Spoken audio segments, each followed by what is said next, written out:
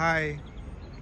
आज तुम्हाला दुसराच कुठला तरी आवाज ऐकू येणार आहे आजच्या व्लॉगमध्ये, कारण आजच्या आमच्या दुसऱ्या दिवशीच्या स्कॉटलंड टूरमध्ये सुरुचीच्या ऐवजी मी आणि शमिका आम्ही दोघंच बाहेर निघालो आहोत. सुरुचीला सुट्टी नसल्यामुळे सुरुची हॉटेलमधनं काम करते आहे आणि आम्ही दोघंजणं निघालो आहोत. आज आम्ही एडिनब्राला आलो आहे आणि एडिनब्रा ही स्कॉटलंडची कॅपिटल आहे आणि कॅपिटल खूप फेमस आहे. ही वेगवेगळ्या ठिकाणून दूरदूरच्या देशावरनं लोक इथे येतात, कारण इथलं कॅसल एक खूप फेमस आहे. एक रॉयल माइल वॉक म्हणून एक फेमस आहे. आणि गमतीची गोष्ट सांगायची म्हणजे या शहराला सिटी ऑफ पब्स असं म्हणतात.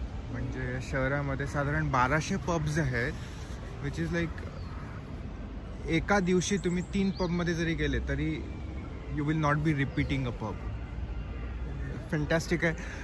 सिटी खूपच सुंदर दिसते आहे. इथला पहिला पब 1300 साली बनवलेला होता. इट्स लाईक फिनॉमिनल की 1300 साली कुठे काही बनवू शकता आणि एखादी इन्स्टिट्यूशन तुम्ही चालवू शकता इतक्या वर्षापासून. आणि तो पब अजून पण इथे आहे एडिनब्रामध्ये. बघूयात आता पुढे काय काय बघायला मिळतं आहे. Shamika is always in a bad mood, कारण आई नाही आहे. पण मी तिला समजायचा प्रयत्न करतो आहे की ठीक आहे, will have some fun, let's see. आमच्या प्रवासाचा पहिला पडाव नॅशनल गॅलरी. हे इथलं म्युझियम आहे, खूप फेमस म्युझियम आहे.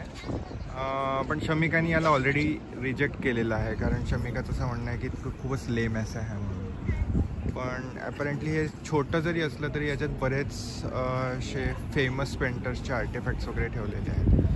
पण आता बघूया, आम्हाला जर वेळ मिळाला तर आम्ही जाऊ. पण आता सध्या तरी आम्ही बाहेरूनच बघतो आहे याला, national gallery of Scotland.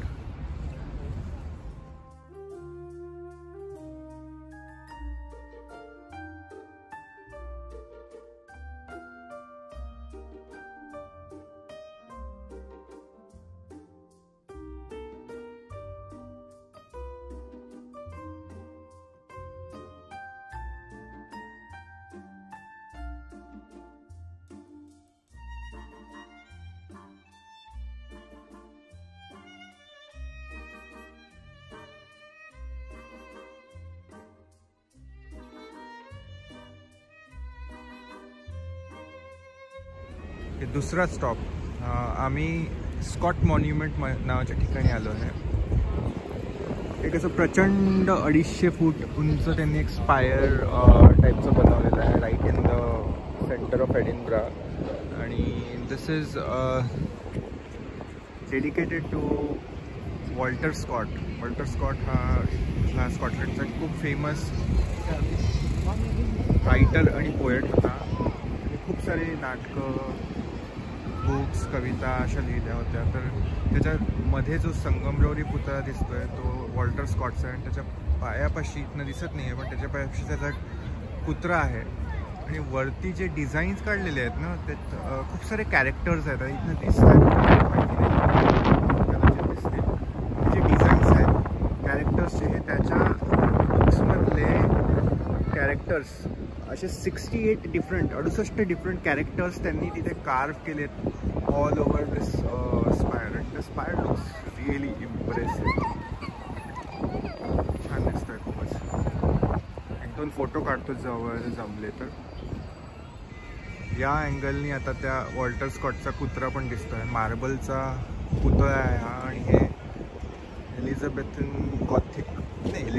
Victorian Gothic architecture पासून इन्स्पायर्ड अशी ही बिल्डिंग आहे. जर शमिकाने मला निक्षून सांगायला सांगितलं, कारण मी मागच्या व्हिडिओमध्ये ते विसरलो होतो.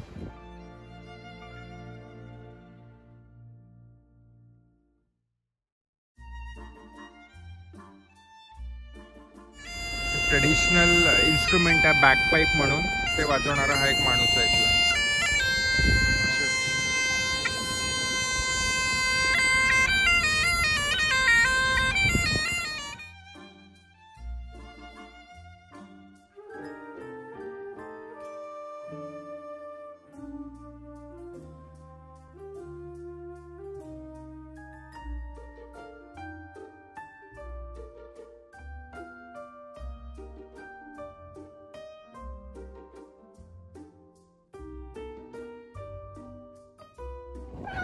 ही एक एडिनब्रामधली खूप फेमस स्ट्रीट आहे. याचं नाव आहे रॉयल माईल.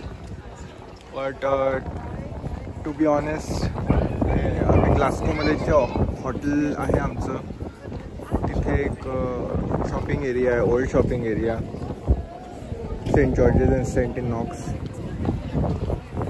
ते तसंच दिसतंय, म्हणजे नथिंग डिफरंट. इनफॅक्ट ग्लास्कोचा एरिया जास्त छान वाटतो मला याच्यापेक्षा. पण ठीक आहे. Tick box exercise, something that is recommended by everyone that you should go. And yes, we are here. So आपल्याला असं वाटतं की हुलिगन्स आणि सगळ्या हिस्टॉरिकल मॉन्युमेंट्स खराब करणारे लोक फक्त आपल्या इथेच इंडियामध्ये आहे, पण इथं अजिबातच नाही आहे. एक सुंदर एक स्टॅच्यू आहे, ॲडम स्मिथ म्हणून कोण आहे तर मला आता नक्की माहिती नाही, वाचलं नाही, पण त्याचा एक सुंदर स्टॅच्यू आहे. आणि बघा त्याच्यात त्याला काय टोपी लावून ठेवली वरती. कोण हा शूरवीर माणूस असेल की जो इतक्या वरती या पुतळ्यावर चढला आणि त्याला वरती टोपी लावून आला, त्याला नोबेल पीस प्राईज द्यायला पाहिजे. मागचं काहीतरी सुंदर आहे, बहुतेक कॅथेड्रल आहे, मला काय आहे माहिती नाही, मी बघतो आणि सांगतो तुम्हाला. ही मगाची जी सुंदर आर्किटेक्चरवाली बिल्डिंग बघितली होती, तिचा एंट्रन्स दुसऱ्या साईडने होता. त्याचं नाव आहे सेंट जाइल्स कॅथेड्रल. त्याचं नाव जरी कॅथेड्रल असलं तरी टेक्निकली ते कॅथेड्रल नाही आहे असं म्हणतात. तर मला माहिती नाही एक्झॅक्टली कॅथेड्रल आणि चर्चमध्ये काय फरक आहे. तर शमिकाला माहिती असेल तर मी विचारतो आणि पुढच्या व्हिडिओमध्ये सांगतो. याचं गॉथिक आर्किटेक्चर आहे असं तिचं म्हणणं आहे.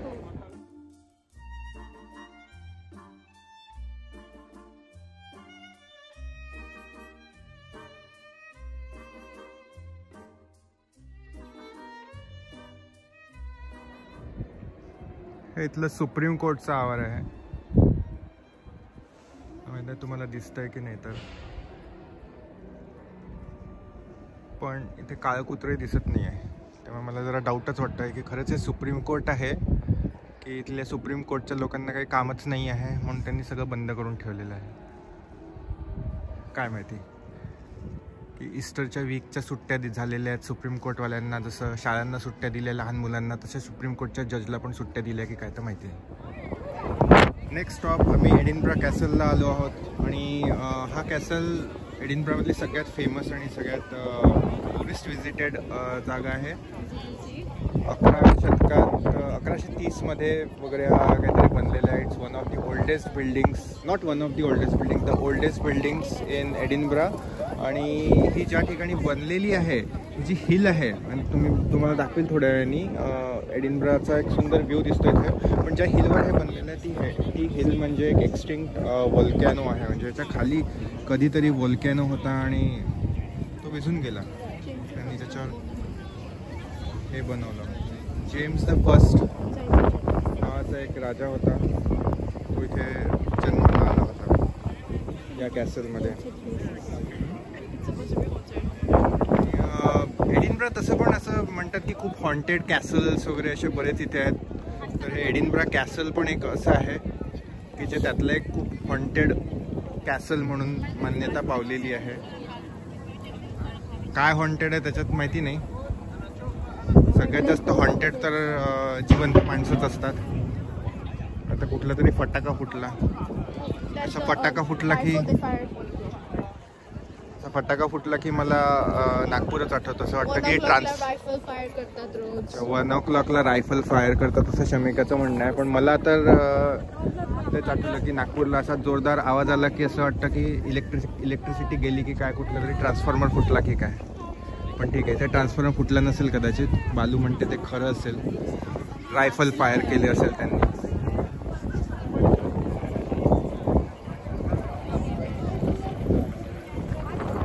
इंटरेस्टिंग प्लांट सापडला आम्हाला.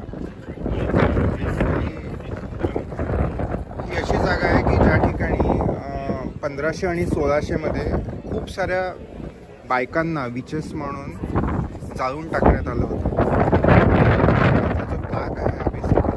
त्यांचं असं म्हणणं आहे की त्या काळच्या बायका अशा होत्या काही की ज्यांनी आपल्या आपल्या बुद्धिमत्तेचा वाईट गोष्टींसाठी उपयोग केला आणि काहींनी चांगल्यासाठी उपयोग केला, पण तरी त्यांना मारण्यात आलं.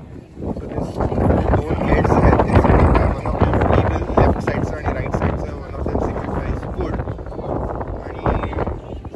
जो ब्लॉग बनवला होता तो it signifies dual nature of any power or anything new in the world that you can use it for चांगल्यासाठी आणि वाईटासाठी. इंटरेस्टिंग. कुठलं तरी रॉयल ब्रिटिश आर्मीचा एक सोल्जर एन्झाईन एवर्ड त्याची कबर आहे ही. इंटरेस्टिंग थिंग म्हणजे इथे त्याच्यात खाली लिहिलं आहे रॉयल नॉर्थ ब्रिटिश ड्रगून्स GOONS आणि ते रिपीट झालं आहे. तर शमिकाचं असं म्हणणं आहे की त्यांनी वरती कार्व करताना स्पेलिंग मिस्टेक केली आणि आता एकदा झालीच आहे बुवा, एवढ्या मोठा दगड थोडीनं पुन्हा फेकून देणार आहे म्हणून त्यांनी ती कंटिन्यू करून पुन्हा खाली ड्रगून्स दुसऱ्यांदा लिहिलं असावं किंवा आय डोंट नो. ड्रॅगनचं आणि गून या दोन शब्दांचं काहीतरी अमॅल्गमेशन केलं आहे की काय. It's a horrible theory but it's a highly plausible theory.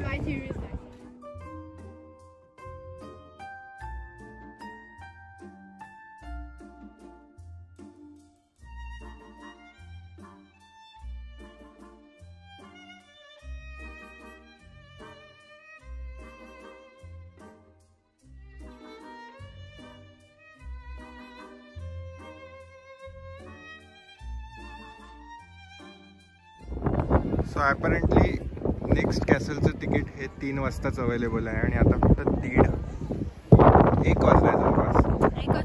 त्यामुळे बराच वेळ आहे. तर आम्ही बघू आता 3 वाजता मिळतं का तिकीट, नाहीतर मग बाहेरच कॅसलला रामराम. आणि कॅसलमधनं खालचा व्ह्यू खूप सुंदर दिसतो आहे. एडिनब्रा सिटीचा एका साईडचा व्ह्यू.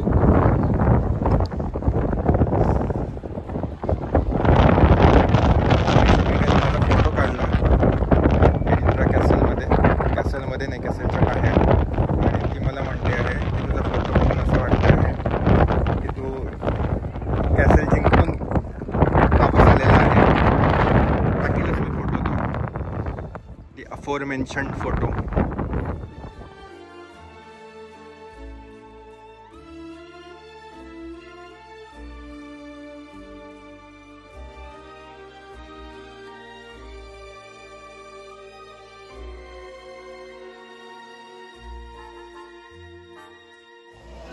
हा जो पुतळा आहे या माणसाचं नाव डीकन ब्रोडी आहे आणि तो कॅबिनेट मेकर असायचा आणि पण basically he was like supposed to be really nice पण it turns out की तो बर्गलर होता आणि हे त्याचं वर्कशॉप होतं. आता कॅफे बनवलाय त्यांनी तिथे. आणि याची स्टोरी जॅकल अँड हाईडला इन्स्पायर केलं.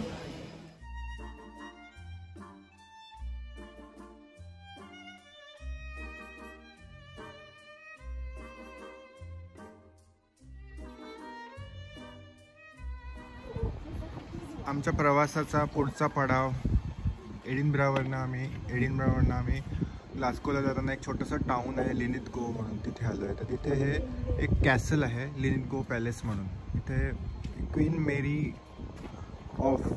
मेरी क्वीन ऑफ स्कॉट्स तिचा जन्म झाला होता या पॅलेसमध्ये. आणि मेरी क्वीन ऑफ स्कॉट्सच्याबद्दल सांगायचं तर मेरी क्वीन ऑफ स्कॉट्स ही स्कॉटलंडमध्ये जन्माला आली होती इथे या पॅलेसमध्ये आणि she was a contender to throne for Elizabeth the first. So what did Elizabeth the first do? So Elizabeth the फर्स्टने काय केलं की तिला अटक केली आणि तिला मारून टाकलं. असा हा palace. I think it's ruins पण खूप ब्युटिफुल जागा आहे. खूपच मॅजेस्टिक आणि स्टील वेल मेंटेन्ड असं दिसतंय. आणि इथे एक ग्रेट हॉल म्हणून पण आहे, तो पण बघूयात आम्ही.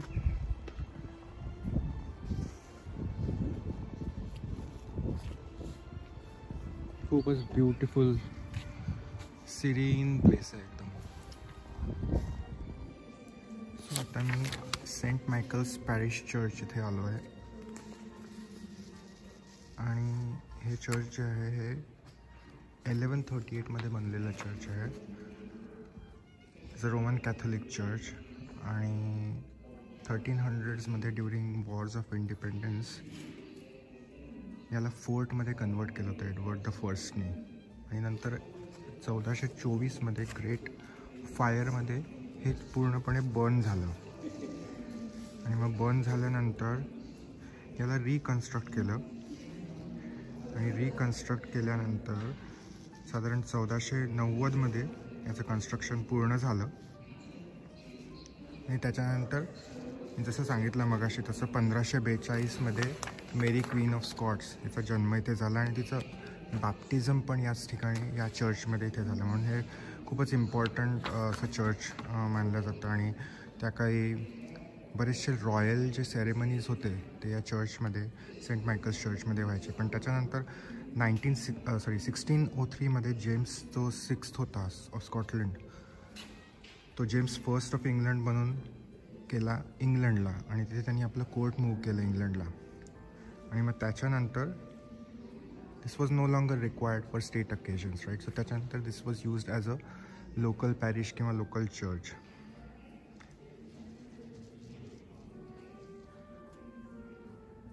खूपच ब्युटिफुल चर्च आहे. गिल्डेड आर्क्स आणि त्याला काय म्हणतात शमी, हे जे मी ऑर्गन, बरोबर, चर्च ऑर्गन आहे मोठं एक. High arches. I am just wondering की 1100मध्ये बनवलेल्या चर्चमध्ये इतके हाय आर्चेस या लोकांनी कसे बनवले असतील. It's actually genius. आणि हे जे स्टेन ग्लासेस दिसतात याची पण एक गोष्ट आहे की रिफॉर्मेशन नावाची एक चळवळ सुरू झाली होती स्कॉटलंडमध्ये. आणि त्याच्यात जॉन नॉक्स म्हणून एक त्यांचा टेररिस्ट म्हणू शकतो तसा होता तो.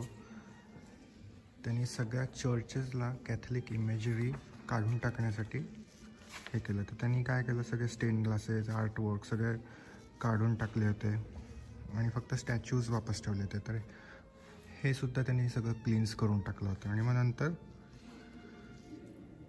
ती चळवळ बंद झाल्यानंतर जेम्स द 6ने हे सगळे स्टेन ग्लासेस आणि त्याची कॅथलिक इमेजरी पुन्हा रिन्यू केली. कारण मेरी क्वीन ऑफ स्कॉट्स ही कॅथलिक होती आणि मला असं वाटतं एलिझाबेथ द फर्स्ट त्यांचं जे भांडण होतं ते याच्यासाठी होतं, कारण एलिझाबेथ द फर्स्ट ही जी होती ही प्रोटेस्टंट होती. I stand to be corrected on this, पण असं मला वाटतं. खूपच सुंदर चर्च आहे.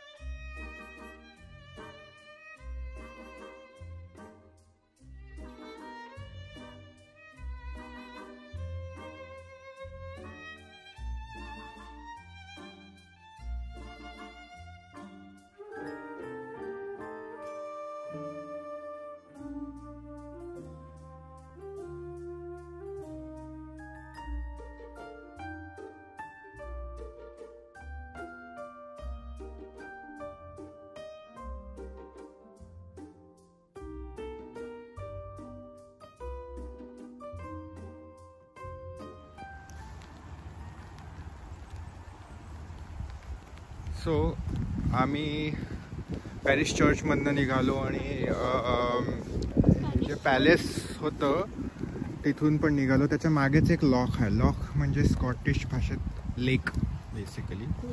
तर त्या लेकचं नाव आहे लिनलिथ कोव्ह लॉक. पाऊस येतो आहे बऱ्यापैकी, पण तरी वी थॉट की यार ठीक आहे आलो आहे तर we should go on a lake trail. Lake trail is of around 1 hour around the lake आणि खूपच ब्युटिफुल लेक दिसतो आहे हा. तर we are thinking of going around the lake. Let's see किती ओलो होतो. That's the only question. Maybe पूर्णच हो थोड्या वेळात.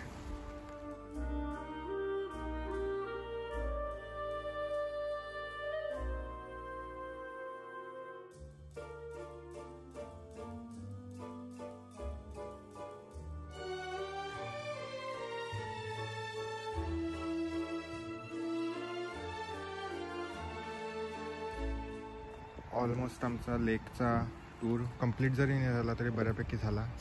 आणि इथे आम्हाला स्वान दिसलं एक, आणि एक छोटंसं घरटं आहे. तिथे एक डक आहे. डकचं घरटं आहे. बहुतेक ते अंड्यावर बसलेलं असं डकी की.